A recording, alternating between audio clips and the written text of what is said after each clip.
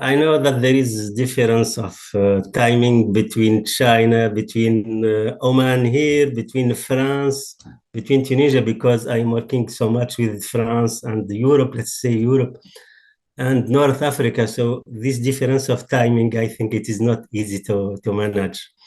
But anyway, I think, first of all, good morning to everyone. I am really very delighted and very pleased to participate to this forum on biochar research that is organized by Biochar and Carbon Research journals. First of all, I would like to seize this opportunity to thank Professor Siu Lam from UTM University in Malaysia for giving me this opportunity to speak to you today. And my speech will be about biochar enrichment with nutrients for sustainability and circular economy boosting. Yes, it comes now. So my name is Salah Jellali. I had a PhD in science and engineering for water from Louis Pasteur University in Strasbourg, France. This was a long time ago. It was in 2000s, I think. Recently, I joined Sultan Qaboos University at the Center for Environmental Studies and Research. It is in the Sultanate of Oman. It is in Asia. And I am working mainly on water and environmental engineering.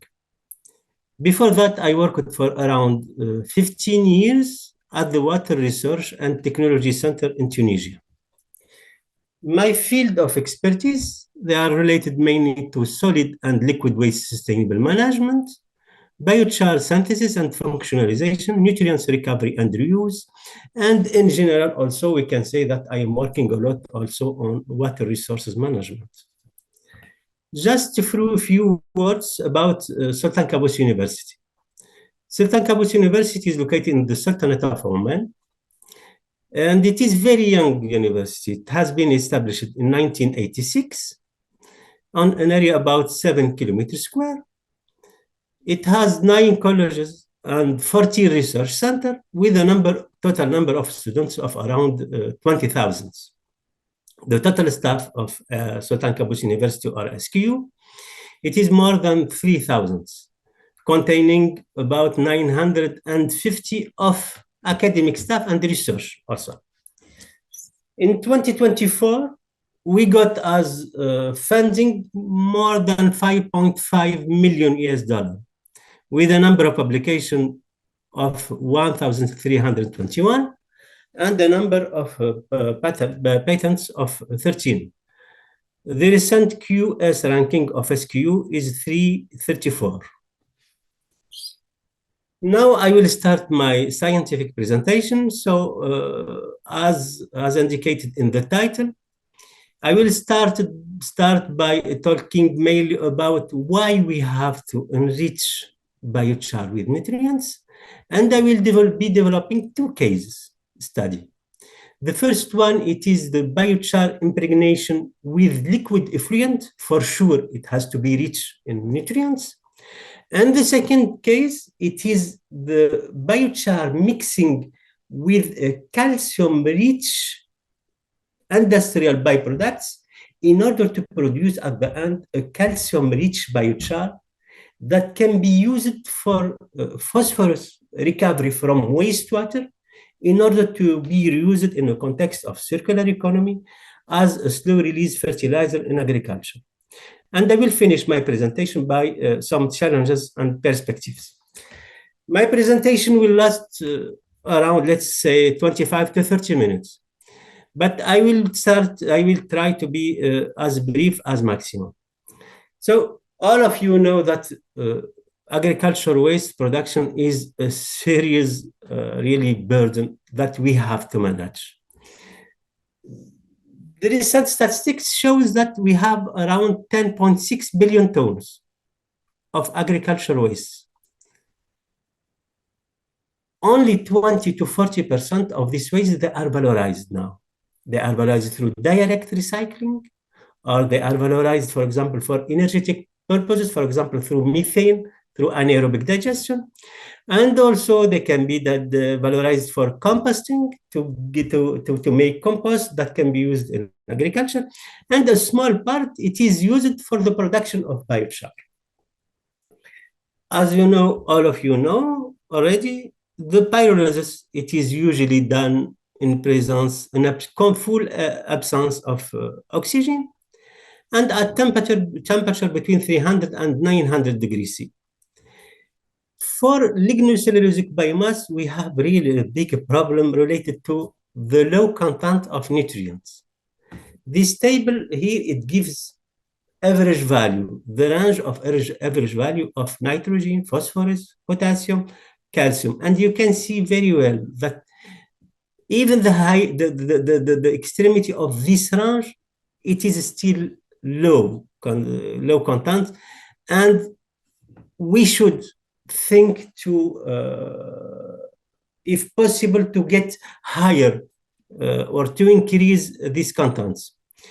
Usually there are two possibilities. The first one, it is mixing with other feedstock, for example, animal manure, in order to increase a little bit these contents, or to go for artificial enrichment. And this is what I will be developing today.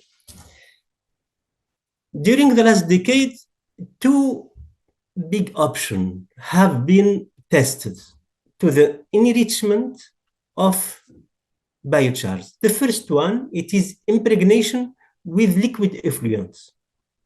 For sure, they have to be rich in nutrients.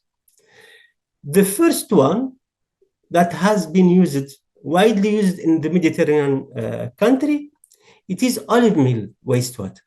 Olive meal wastewater is an effluent that has high organic contents and high contents also of nitrogen, potassium, etc.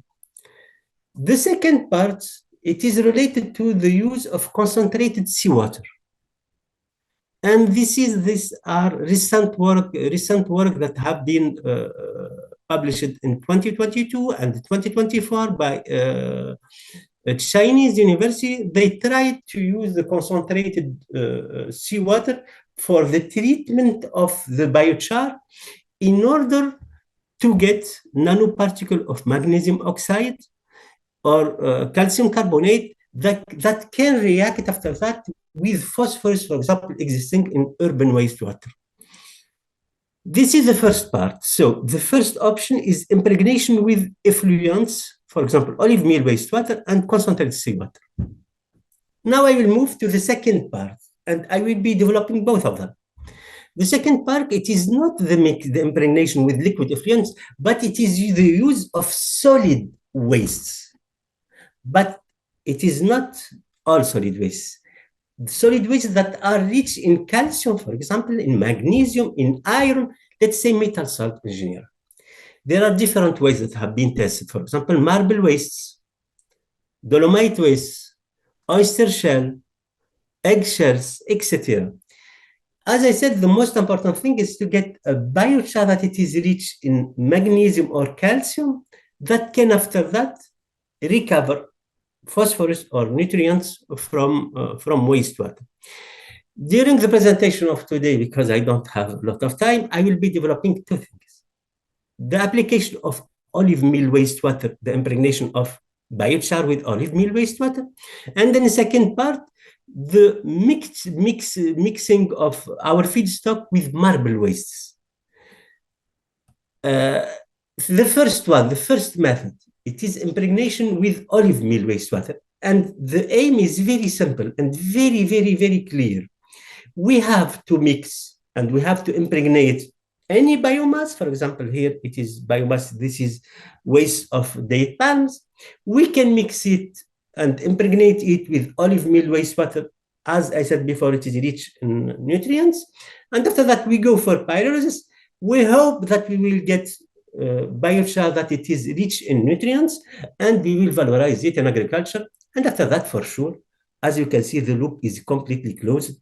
The waste that are produced here, they can be used again as feedstock, etc. And the question is why we have to go for olive meal wastewater. olive meal wastewater, it is not produced, olive oil, it is not well produced or highly produced, maybe in different Asian country, for example, for the case of China. But for the case of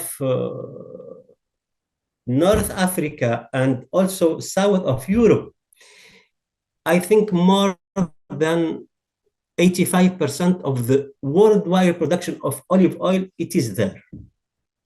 So we have to find a solution for the waste that are produced by this industry. Usually processing 1 ton of olive oil, it produces between 0.3 and 0.4 tons of olive meal solid waste. But at the same time, it produces more than 1 cubic meter to 1.5 cubic meter of olive meal wastewater. And olive meal wastewater is here. This is image, this is a photo of olive meal wastewater that it is discharged into basin. Because until now, there is no, let's say, a sustainable solution that permits the valorization of these effluents. This effluent, it is a real serious threat to the environment because it has very high oxygen demand. For example, for this case, our work, we found chemical oxygen demand of 197, around, let's say, 200 grams per liter, which is exceptionally high. 197 grams per liter, it is around 200 times more than raw urban wastewater. And biological oxygen demand also, it is 37, so it's very, very high. Nowadays, we have big problem with soil clogging and especially for atmospheric pollution, bed odors, the development of mosquitoes, etc. But at the same time, this wastewater, it contains high valuable nutrients. It contains, for example, potassium. Here in our case, it is around 6 grams per liter, but we can reach more than 10 grams per liter, which really, it's exceptionally high because it's like a factory of nutrients. It contains also high amount of calcium, of magnesium, of nitrogen, for example, ammonium, nitrates, etc., and also orthophosphate. So the idea, in fact, it is to mix lignocellulosic feedstock with olive meal wastewater and to get a biochar that it is rich into nutrients and that can give, let's say, a positive effect on plant growth. So this is the case one. The first case, it is sawdust impregnation. So we used sawdust, we impregnate it with olive meal wastewater at a temperature of 500 degrees C. We observed already that this stage, it already improves the quality of the olive meal wastewater. So after this mixing or after this impregnation, we improve the quality through the reduction of the chemical oxygen demand by around 60%. And the total dissolved salts, it was reduced also by around 70%, which contributes a lot in the improvement of the quality of, let's say, the remaining part of the olive meal wastewater. This figure, it gives the contents of nutrients. This is potassium, phosphorus, magnesium. This one, it is the biochar, raw biochar, without any modification. Here it is modified with synthetic potassium, but let's focus on this one, which is the treatment that has been done with olive meal wastewater. And as you can see, the potassium, it increased from a very small value here, it is less than 1 milligram per gram to around 60 milligram per gram, which is relatively very, very high. And it was the same observation also for phosphorus and also for magnesium. We did both assays in order to see if there is a positive effect on ryegrass growth and production. And we can see here, this is the blank, and the last one, it is the biochar that it is modified with olive meal wastewater. And we can see that there is an increase by around 56% in the fresh matter and more than 30% in the dry matter. So at the end, this was positively affected And we can see that there is a positive effect by generated by the impregnation with the olive meal wastewater. This work, it has been published in American Chemical Society. It has been selected as one of the best paper published at this year. And it has been also published in another in Science of the Total Environment. And at the same time, there was different press releases all over the world. For example, in olive oil times, here we can see clearly that the research convert olive meal wastewater for practical use, chemical engineer, waste management, technology networks, etc. So this is the first part of the work. And after that, in a framework of ERANET-MED project that involves different countries from Europe, there was Greece, which produces a huge amount also of olive oil and olive meal wastewater. It includes also Spain, France, and Tunisia. And we said that why not to go for a more sustainable option? A more sustainable option, it means that instead of using sawdust, why not using olive meal solid waste directly? Because if we use olive meal solid waste at a farm scale and we impregnate it with olive meal wastewater, we can apply this solution, if it works for sure, we can apply it locally at the farm scale. And this is what we did. So we made here olive meal solid waste, a biochar without any impregnation, and it is named OMSWB, which means that no modified and no impregnated olive meal solid waste. And we impregnated it with olive meal wastewater, and we got another one, which is OMSW biochar, which means the I, it stands for impregnation. So the biochar that has been impregnated, and the first one, the biochar, not impregnated biochar. We made different analyses, starting from SEM, EDS, XRD, FTR, etc. But I will not be presenting all these results, but I will choose some, the most, let's say, relevant of them. And we can see here, for example, for this COHN analysis, we can see clearly that when our biochar has been impregnated with olive meal wastewater, we reach a carbon content of 71%. Not impregnated one, it was about 64%. So there is a big increase. And this is the biomass, the raw biomass, impregnated and not impregnated. The most important thing is also for the phosphorus and potassium. Here for the potassium, we reach more than 5.5%, which is extremely high. And we hope that the impregnated biochar will get positive effect on when it is valorized as slow release fertilizer. This is work that has been done also in the framework of this project. We tried to see the bacteriological and enzymatic effect of using olive meal impregnated biochar with olive meal wastewater and the raw olive meal wastewater. And what we can see for all of these activities, dehydrogenase activity, phosphatase activity, urease activity, protease activity, we have an increase with the increase of the dose. This is the first one. It is the control everywhere. And this is 1% of biochar.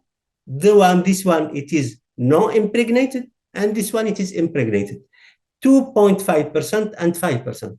And all of them, we can find clearly that increasing the dose until 2.5 or sometimes also until 5%, we get positive effect on these enzymatic activities. And we did also, we followed the effect on the growth of tomato.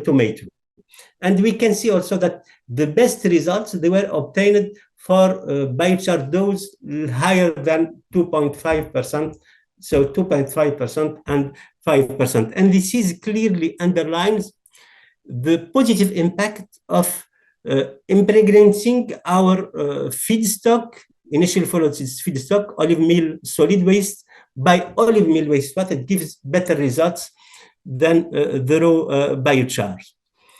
This work, it has been published in different journals, and as I said, it highlights the possibility of turning two waste, solid waste and liquid waste produced locally, and we can turn them into valuable products. Now I will move to the method number 2. Method number 2, it is the feedstock mixing with a solid waste. But as I said before, solid waste that it is rich into calcium. And in our case, in fact, we mixed poultry manure with date palm fronds. They are usually produced here in Oman.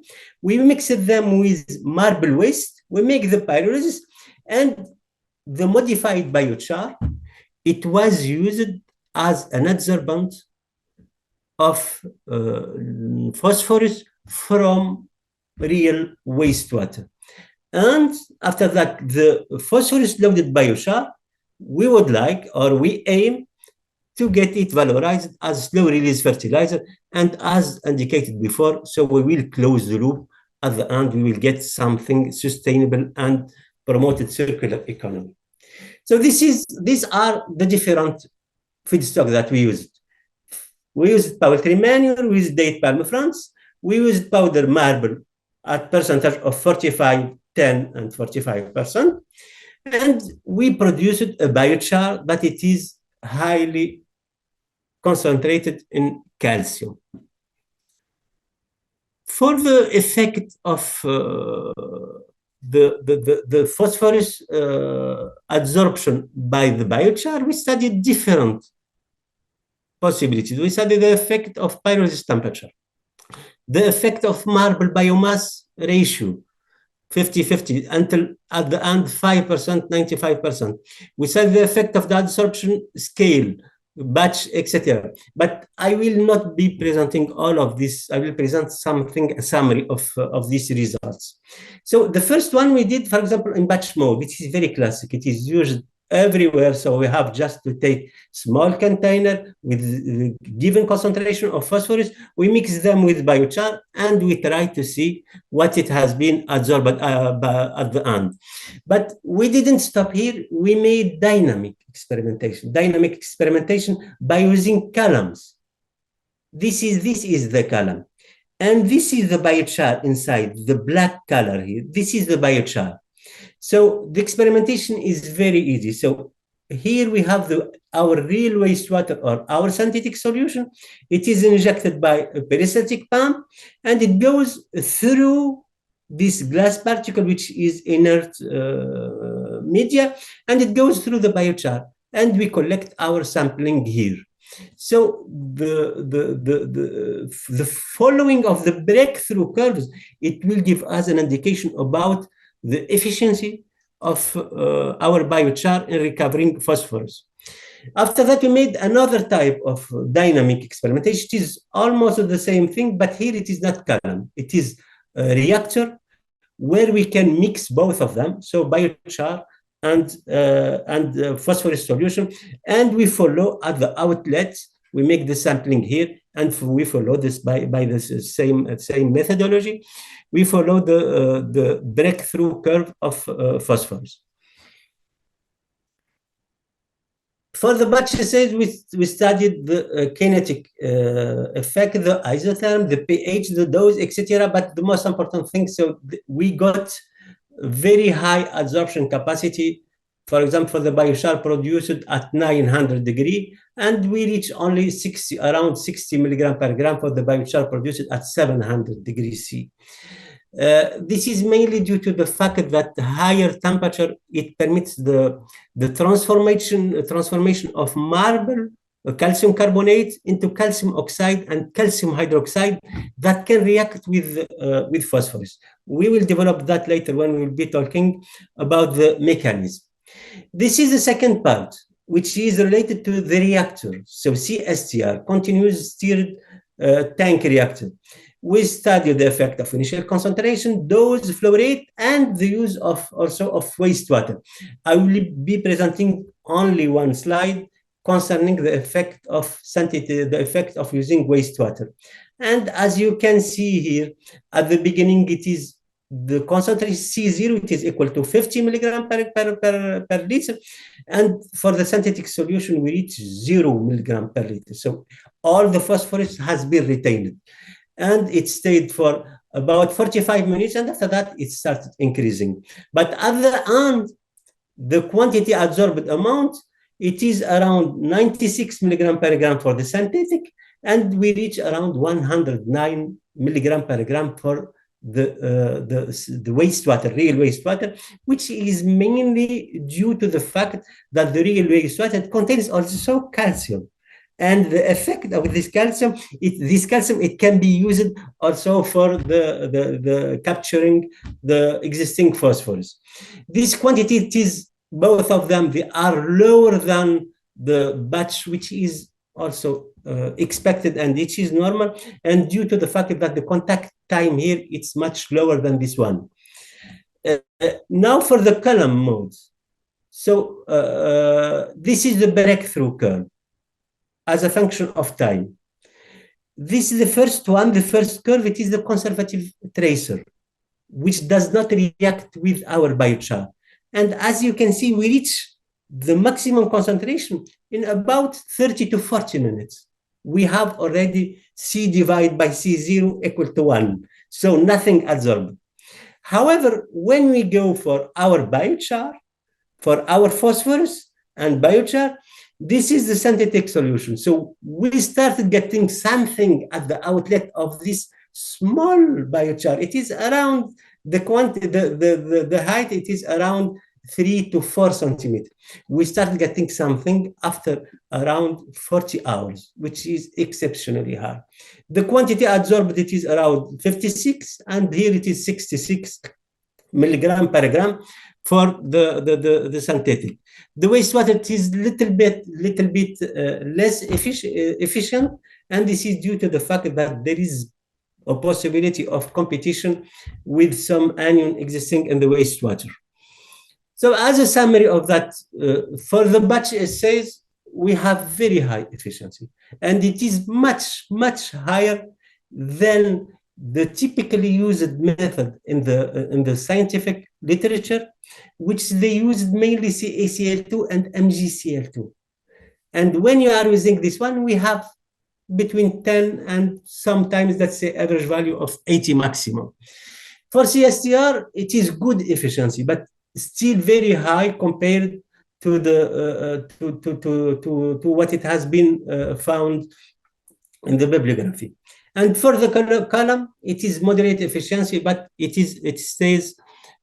remains relatively high compared to what it has been obtained until now.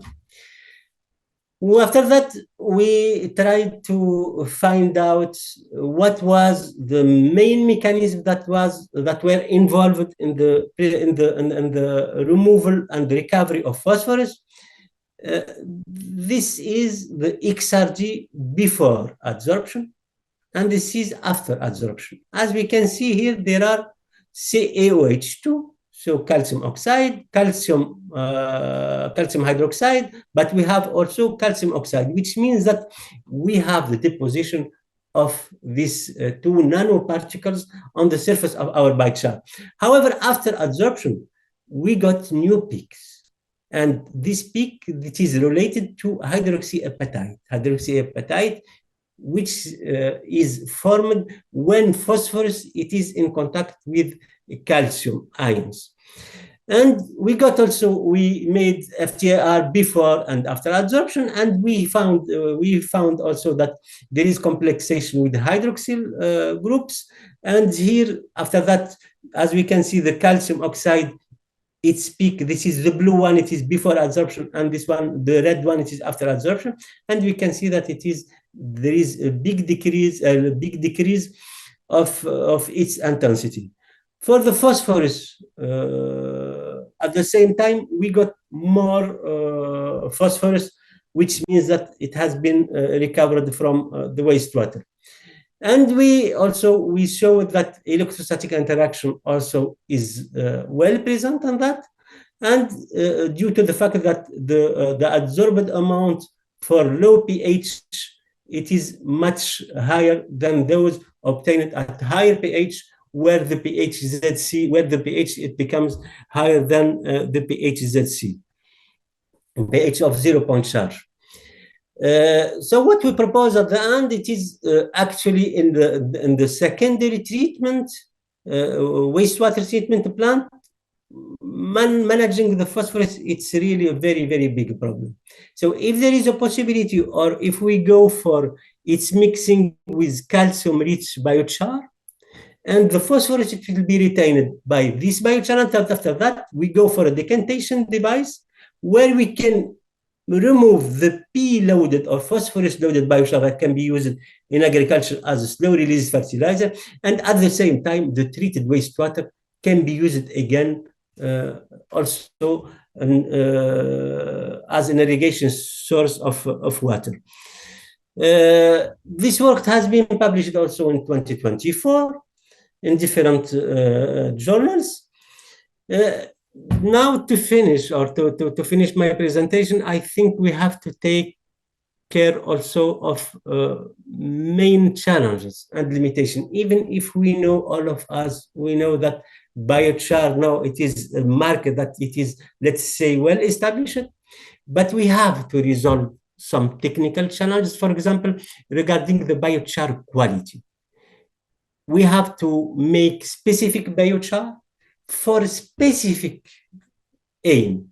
If you would like to go for nutrients, for example, we have to go for treatment with metal salts, but we have not to go for reagents, chemical reagents. If it is possible to go for effluents rich in nutrients, or also if it is possible to go for example, solid wastes that are rich in magnesium, calcium, iron, etc., it will be great. We have also to work on the separation of biochar, because at the end, when they are mixed together, we have at the end to extract it in order to use it as amendment. And this separation, it is very important thing. There are so many papers published recently about the separation by using magnetic biochar. And this is also, it is one option of those that have been recently studied.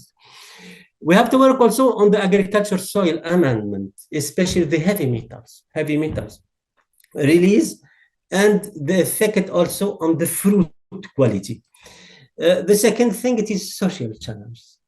This is the most important, I think, challenge. We have to convince farmers, consumers, and citizens in general, and also policymakers. We have to go for something that it is secure, but at the same time efficient in agriculture. The third one is economic challenges. This is very important also, because the production of the biochar, the cost of the production of the biochar, it is still relatively high, and we have to go for alternative solution. For example, the use of solar energy. We have to absolutely and definitely, we have to go for the recovery of biofuel, biogas and biooil, and using them for the functioning of the pyrolyzer itself. We have to go to work also on the biochar commercialization and standardization also. We have to go for something that, let's say, reduce or favor the adoption of biochar by the farmers. The farmers, when he will be using the biochar, he doesn't have, he should be sure that there is no fears, there is no doubt that there will be a problem, health problem at the end of the day. The final one, it is policy challenges. So policy challenge, this is also a big work, because usually scientists and let's say policymaker, we are not speaking the same language.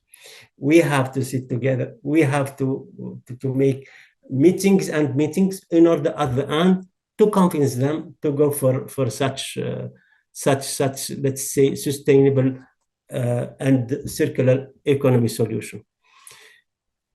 At the end, I would like to thank all of the team that they contribute to this work.